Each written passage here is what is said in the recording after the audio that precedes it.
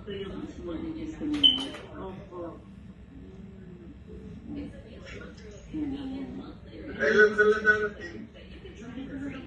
Hello? Hindi, just arrived. Ang ganda ka sa registration ni Mother eh. Oo, ang ganda, ang linaw-linaw. So, dalawang colon yan. The colon ni Luz, saka colon ni... Ikaw, Dominador, Domingo, Acosta. Anong oras na yon? Anong oras? Sa relo mo. Ito ang 9 o'clock? Oh. picturean mo. January 6. Ay, padala mo kayo. Hindi, nakita po niya eh. Habang nagdodrawing si Mother, nakaano ako. Ang linaw ng illustration ni Mother. Mas naintindihan ko isa yung doktor ko, hindi ko maintindihan ko isa. Paano Mother, hindi nila walang illustration yung sabihin. Hindi. Ito, very clear. O ako na kung ano na. Ikaw, Mother, Mother. sinuloscopy na ako ni Santa. Pero alam mo, ito sabihin ko sa'yo. Inumin mo yung binafiber na yan, kumain ka talaga ng almusal, para yung mga pakit dyan nagpumintis. Kasi yung may gulang ito, wala sa time sa pagkain. Kaya sabi ni Santa yun ang nangyayari kay Luz, dahil ang bitukan niya, ang large intestine niya, mas mahaba kaysa regular. So, ang nangyayari, ito ang intestine niya, ang nangyayari, halimbawa ito ang intestine. Na-skip ito, hindi siya kumain. Opo. Wala sa time sa pagkain. Mag-iipon na. So, ang nangyayari, na-imbak ito, walang kadukong na pagkain. Walang nagpupis nito. Opo. So, dyan sa gitna, empty. So, ang nangyayari, tumitigas. Kasi hindi gumagana ito. Lazy muscle. Ang nangyayari sa kanya, very siya muscle niya. Yun nga sabi sa akin nung 10 years ago, lazy colon. Lazy muscle. Yeah, yun ang narinig ko sa kanya, yung lazy colon, sabi na. My God. So, 10 years ang ago. nangyayari, kasi hindi siya kumakain sa 10 o'clock, itong ano dito, yung old pagkain, tumitigas. Lalo na kung kumakain ka ng karne, dapat talaga huwag ka munang kakain ng karne. So, ang nangyayari, na-stack ito. Kaya siya pag dumumi, akala mo nanganganak.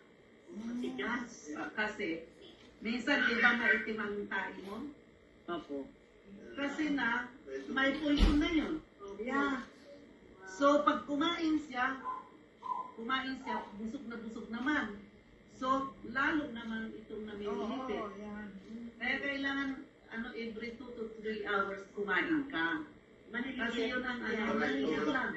Oo, para may tula. Sabi ko sa akin, Dr. eat 6 times a day, small portion. Thank you, Santa. May So, pag diagnosis na gawin ako. mo yan, Luz, mawawala yung Pero pamamaga. kailangan, Kaya sa doktor kasi namamaga, yung mga parts namamaga. Bullets niya, nagdidikit. Oo. Kaya, Sis, dagyan mo ng time and date. Meron nalagyan ni Mother. yeah. Lagyan ni Mother, January 9 p.m. NBM, January 16, 2017.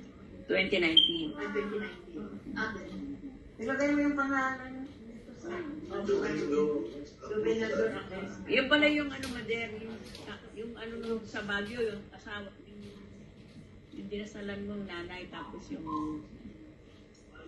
Ayan ang nangyayari. Yeah. Sabihin mo magpa-MRI ka din. Kinailangan sa tagyan ng mother. Yeah, ang ganda. Ito kay Dominador, ito sa'yo sis. Domingo Domingo. Acosta. Yung isa kay Luz. Ito sa'yo. Sulat mo sis yung... Ayan kay Domingo Costa. Ano kasama si Luz? Nakasingit si Luz. Kasi na-diagnose ako ni Santa kasi dapat meron akong colonoscopy pero hindi ko kaya yung pre-med. Ba naman tingin ka natin? Kaya sabihin mo sa doktor pag sino ang doktor mo? Doktor Wait. Sabihin mo na kung hindi ka mo na MRI. May appointment ako sa February. Yeah. Mga tukod, binibigyan sila ng pharmaceutical samples, meron sila mga registration, ganyan yung registration nila. Pero yung Malay ko dyan. hindi nila nag-drawing yan. Hindi ba nag-drawing yan, Dr. Mara, na ganyan eh. Kumukuha lang sila nung drawing na yan. Sa mga sample na gamot. Yun lang ipapakita mo, yun lang na. Kasi ito, nandun sa opisina ng doktor ko na ano. Ayan. Kaya sabi ko, yung sa opisina. Miss ko, mother, yung internal doctor. Ayan, ganyan, mother, ang mga drawing. Sabi na, kaya sabi ko, hindi mo na drawing na. Kaya pala siya tinitingnan ko. Anong Oo. ginagawa? Ay, pareho daw pala kami ni Sister Josephine. O, Josie Silva ng Guam. Pareho daw kami na. Sabi, pareho pala tayo, Tita Luz. May mga packet din ako. Oo. Ayun, magkakain daw ng almusal, Sister Josie. Sa mga gulay na, ano ba yung pinag-ano sa akin? Smoothie. Ano ba yung pinapa-smoothie na gulay? Fiber. Ano na naman yung mga yun? Ay, Diyos ko. Okay po.